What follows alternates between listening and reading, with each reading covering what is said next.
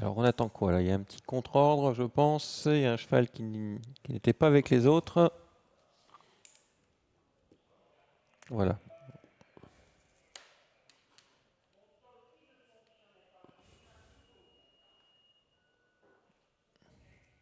Petit problème de communication entre le haut de la tribune et le starter, qui n'avait pas entendu que les chevaux devaient se placer dans la voiture. Voilà, ça va être réglé, je viens de l'entendre dans mon casque. 2 € pour Horizon Magique. Tous les feux sont au vert. Voilà Hello Charlie qui est confié à Liven Canert. Donc nous, on suit Horizon Magique, casaque verte avec des épaulettes blanches, le voici. On suit Arad Hanover, la casaque écartelée blanc et bleu. Il a l'air chaud, hein, Horizon Magique. Il veut en découdre. Une meilleure Murphy à gauche. Et Joe Gorman. Il aimerait que ça parte, Joe. Hein. Forme. Il a fait comprendre au starter. Qu'est-ce qu'on attend? Pour être heureux.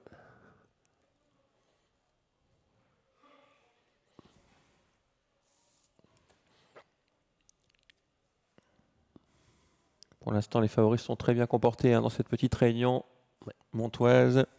Deuxième favori qui gagne la première devant le premier favori. Et dans la suivante, le premier favori qui devance le deuxième favori. Joe Corbani remporte la première. Jules Junior Van de Put remporte la deuxième. Et pour la troisième, est-ce que Joe Corbani va signer un succès? Eh bien, la question, nous allons en avoir la réponse dans 3 petites minutes. Allez, on rendra très vite l'antenne parce qu'on a pris un petit contretemps là sur le... Vous avez vu la plaque d'immatriculation d'Autostart? Oui. Autostart, moi c'est clair. Pour ceux qui ne sauraient pas ce qu'est un autostart, le signe de distinctif, il est sur la plaque d'immatriculation. Vous savez qu'en Belgique, on peut acheter sa plaque. Hein. On peut mettre une plaque Joe, tout simplement. Il suffit de la payer au gouvernement. Okay. Par il ne faut pas qu'elle soit prise, bien sûr. On ne peut pas rouler avec un autostart sur la route avec les ailes déployées. Non, non, non. Bon. Allez. Mais vous pouvez avoir une plaque d'immatriculation James Bond 007, c'est possible. D'accord. Il faut payer. Allez, les voilà qui s'élancent donc pour un périple de 2300 mètres et pour la troisième épreuve du programme. Galop. Avec Horizon Magique qui part vite, de même que Hello Charlie. Horizon Magique, Hello Charlie et le 8 en dehors. Arad Hanover qui va essayer de foncer. Arad Hanover qui est contré par Horizon Magique. Anna Wiggins n'aura d'autre solution pour le moment que d'aborder le virage un peu en épaisseur. Horizon Magique, Arad Hanover sont suivis par le numéro 5 le long de la corde. Il s'agit de Hello Charlie. Derrière, eh bien, on s'est rangé. On a Jurassif Jocelyn qui vient à distance. Est-ce qu'Anna Wiggins va tenter de faire l'écart pour essayer de se rabattre derrière l'animateur de la première heure? On va le savoir dans quelques instants, mais c'est possible qu'elle fasse avancer Joe Corbani. En tout cas, elle n'a pas d'autre alternative pour le moment. Ouais, les 4 favoris déjà aux 4 premières places et 3 favoris qui se détachent avec Arad Hanover qui va sans doute se rabattre dans quelques instants devant Horizon Magique qui va laisser faire Joe. En troisième position, il y a Hello Charlie, le numéro 5 et puis derrière une cassure pour retrouver Jurassif Jocelyn, le 3 qui emmène Jolencio de Warnock Class. Le 2 vient un peu plus loin. Il s'agit de Jolly Joke. Quant au numéro 9 à Pipon Royal, il s'était montré fautif en début de course et il ferme la marche. Absolument. Le 2 galop. Passer en file indienne vers les tribunes dans quelques instants.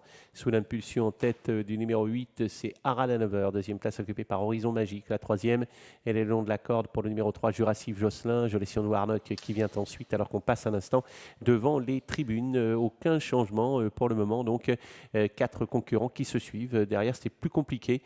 Toujours à Pipon Royal en retrait.